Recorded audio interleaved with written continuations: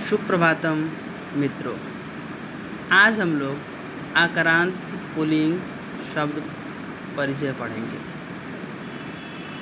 देखिए, लिंग 3 होते हैं: पुल्लिंग, स्त्रीलिंग, नपुंसकलिंग।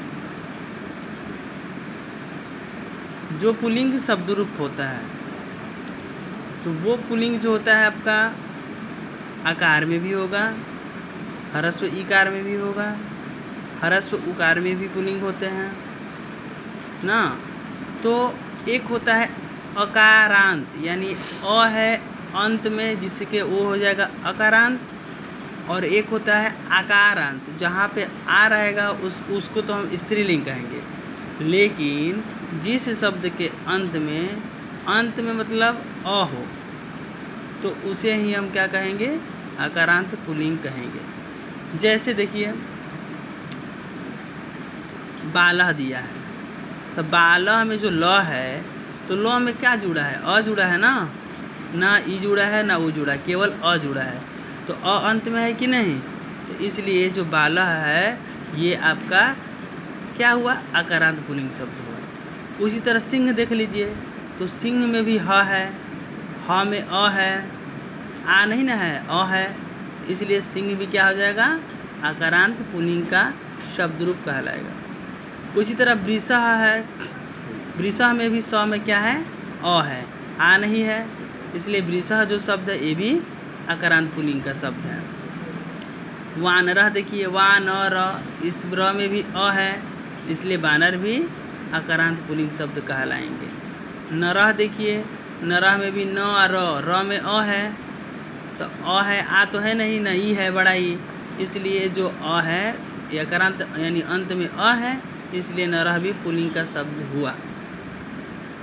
तो ये जो आकारांत शब्द होते हैं, यदि आप एक शब्द रूप याद कर लेते हैं तो इसी के समान सभी शब्दों के रूप चलेंगे। सभी शब्द बने कैसे शब्द? यानी ऐसे शब्द जिस शब्द के अंत में अ हो। जैसे गजह, अजह, अश्वह दिया है ना, तो गजह में ज में अ है तो ये भी पुल्लिंग का रूप कहलाएगा। अजह में भी ज में अ है, ये भी पुल्लिंग का रूप कहलाएगा। और अश्व में भी व में अ है तो ये भी आपका अश्व भी आकारांत पुल्लिंग शब्द कहलाएगा। देखिए, जैसे चंद्र है तो चंद्र, द्र में भी अ है, ये भी पुल्लिंग का शब्द कहलाएगा, आकारांत पुल्लिंग। वृक्ष में भी क्ष में अ है, ये भी आपका आकारांत पुल्लिंग। मयूरा में भी र में अ है, ये भी आपका आकारांत पुल्लिंग कहलाएगा। पिका में भी क में अ है, ये भी आकारांत पुल्लिंग कहलाएगा। चटकह, कृषकः। इस प्रकार से आकारांत शब्द को हमें समझना चाहिए, यानी जिस शब्द के अंत में ह्रस्व आकार हो उसे हम पुल्लिंग कहते हैं, आकारांत पुल्लिंग। यानी आकार है अंत में जिसके, उसे हम आकारांत शब्द कहेंगे, शब्द को पद भी कहते हैं। ठीक है। तो जब आकारांत पुल्लिंग मिल गए तो इनके शब्द परिचय देखिए, तो इनका रूप चलता है कितने विभक्तियों में? तो 7 विभक्तियों में। अब देखिए, जैसे आकारांत पुल्लिंग राम शब्द को ले लीजिए, तो राम में म में अ है, अ अंत में है, ये आकारांत पुल्लिंग हुआ ना।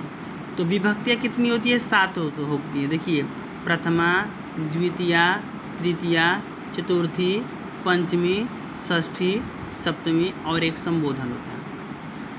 एक वचन, द्विवचन, बहुवचन, यानी संस्कृत में 3 वचन होते हैं। अब देखिए, मान लीजिए राम शब्द हुआ, इसका रूप देखिए, रामः, रामौ, रामाः, रामं, रामौ, रामान्, रामेण, रामाभ्यां, रामैः, रामाय, रामाभ्यां, रामेभ्यः, रामात्, रामाभ्यां, रामेभ्यः, रामस्य, रामयोः, रामाणां, रामे, रामयोः, रामेषु। अब इसी राम शब्द के समान जितने भी शब्द मिलेंगे जिनके अंत में अ होगा उनका रूप राम के समान ही चलेगा। जैसे मान लीजिए अश्व को ले लीजिए, तो क्या हो जाएगा? अश्वः, अश्वौ, अश्वाहा। आगे भी इसी प्रकार चलेंगे। मान लीजिए गजह को ले लिए, तो गजह, गजौ, गजाहा। आगे गजम, गजौ, गजान। इस प्रकार से जितने भी आकारांत शब्द होंगे, यानी संसार में जितने भी आपको शब्द कहें या पद कहें, यदि उनके अंत में अ है तो उनका रूप राम के समान चलेगा, चाहे वो किसी का भी नाम हो, अमित हो, सुरेश हो, ना, जितने भी शब्द हो जिनके अंत में सिर्फ अ हो, ई और उ नहीं होना चाहिए ना, तो उनका रूप राम के समान चलता है। अब देखिए इसमें चिन्ह भी होते हैं विभक्तियों में। प्रथमा विभक्ति का चिन्ह है ने, तो रामा मने हो जाएगा राम ने, रामो हो जाए, रामो मने हो जाएगा दो राम ने, रामा मतलब हो जाएगा बहुत सारे राम ने।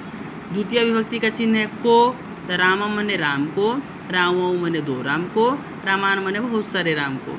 तृतीय का है के द्वारा, तो रामीण मने राम के द्वारा, रामाभ्याम मने दो राम के द्वारा, रामही मने बहुत सारे राम के द्वारा। चतुर्थी का है रामाय मने राम के लिए, रामाभ्याम दो राम के लिए, रामेभ्य बहुत सारे रामों के लिए। पंचमी का है से, रामात मने राम से, रामाभ्य मने दो राम से, रामेभ्य मने बहुत सारे राम से।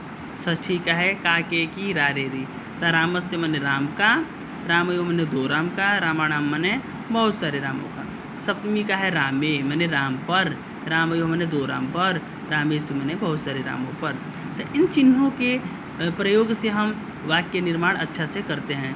ठीक है, जैसे कोई पूछता है ना कि राम से पूछो, राम से कहाँ का है भैया, तो पंचमी विभक्ति का है, तो रामात का प्रयोग करेंगे। राम के लिए, तो राम के लिए कहाँ का है, चतुर्थी का है, तो रामाय का प्रयोग करेंगे। इस प्रकार से अन्य शब्द भी अगर मिले तो उनका इसी प्रकार रूप चलता है तथा चिन्हों को इस तरह ही हम समझते हैं। ठीक है, धन्यवाद।